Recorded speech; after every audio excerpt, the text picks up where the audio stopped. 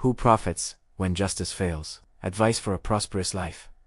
Listen, learn, apply, and remember. Have you ever wondered who really profits when justice fails, and who secretly gains from the suffering of others? In our society, justice is often portrayed as fair, impartial, and inevitable. We're told that courts, legal systems, and authorities are there to ensure balance. But the reality is often far different. When justice fails, it's not only the victims who suffer. Someone, somewhere, always benefits. The real question is, who are these beneficiaries, and at what cost do they profit? Tonight, we explore a truth that few dare to confront. The failure of justice is rarely an accident, and its beneficiaries are often hidden in plain sight. This is Time for Justice. The solution isn't what you think. Get the advice package. Link below. Let's start by identifying the hidden beneficiaries of injustice. When a system fails, the immediate victims are clear. The oppressed, the exploited, and the harmed. Their suffering is visible. But who is on the other side of that equation?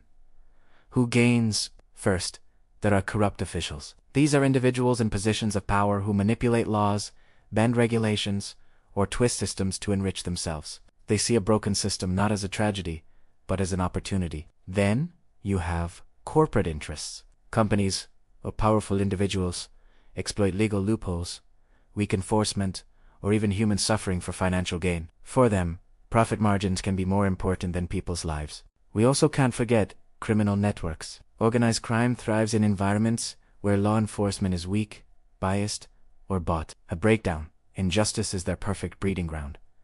And finally, there are the political elites. Policies and decisions that sidestep accountability often serve to consolidate power for those already in control, making them even more untouchable.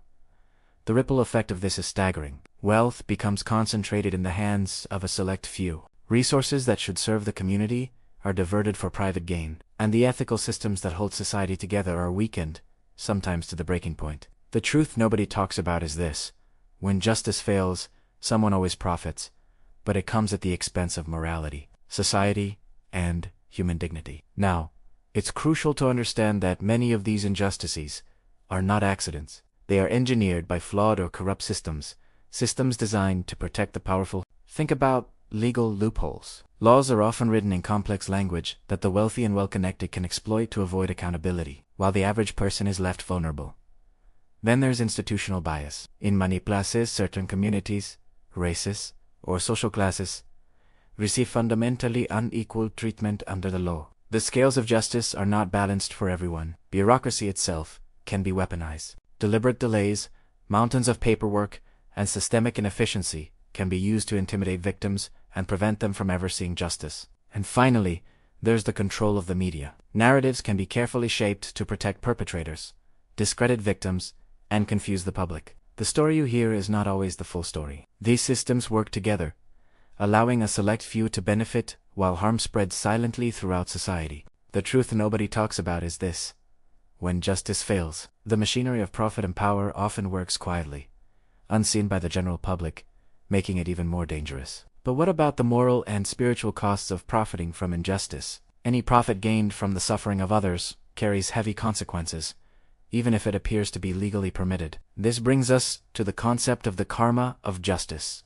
Those who benefit from harm create a powerful energy of imbalance, an energy that the universe will eventually seek to correct. On a societal level, this profiteering leads to a catastrophic loss of trust. People lose faith in institutions, in their leaders, and even in each other. Communities become fractured. On a personal level, wealth gained through injustice often brings anxiety, paranoia, and deep moral corrosion. The person who profits lives in constant fear of exposure, unable to find true peace. This negative inheritance doesn't stop with them. The instability, conflict, and moral decay are often passed down through generations, creating a legacy of turmoil. The truth nobody talks about is this: while someone may profit from justice failing, the universe ensures that imbalance cannot persist indefinitely. There is always a price to be paid. Even when human systems fail, victims and witnesses hold immense power to disrupt this cycle of profiteering. They become the catalysts for accountability. One of the most powerful tools is documentation and exposure. By sharing evidence, telling their stories, and bringing facts to light, they can force the issue into the public eye, where it's much harder for powerful figures to hide. This often sparks grassroots movements, When communities rally together against injustice, they create a collective force that can challenge corrupt systems and reduce the profitability of wrongdoing. There is also spiritual and moral action. Simply speaking the truth, holding on to one's integrity, and refusing to be silenced aligns energy toward balance, even when the legal system fails to deliver. This is a powerful, unseen force for change. And over time, persistence pays off. Legal intervention, even if delayed, can eventually bring justice and expose those who profited from the original failure. The truth nobody talks about is this: every single act of courage, every moment of truth-telling, and every form of resistance diminishes the advantage of those who profit from injustice. They chip away at the foundation of the corrupt structure. So, how do we transform this failure into a path for justice? Understanding who profits is the critical first step toward both systemic and personal transformation. The first step is always awareness. We must learn to recognize the structures and individuals who benefit from injustice, to see the patterns of profit and power at play. Once we are aware, we can move to action. This means supporting legal reform, protecting and amplifying whistleblowers, and funding victim advocacy groups. It means being an active participant in the fight for fairness. We must also practice ethical vigilance in our own lives, consciously choosing not to contribute to or participate in systems that reward harm. Finally, it's about aligning with universal justice. This means trusting that even when human systems are broken, unseen forces, karma, moral law, spiritual balance, are constantly at work, pushing toward equilibrium. This understanding empowers victims, witnesses, and entire communities. Together, we can collectively restore balance and eliminate the profit motive from injustice. The truth nobody talks about is this: justice is not optional. Even when human systems fail, accountability and balance are inevitable, and profiteers cannot escape forever. This is time for justice.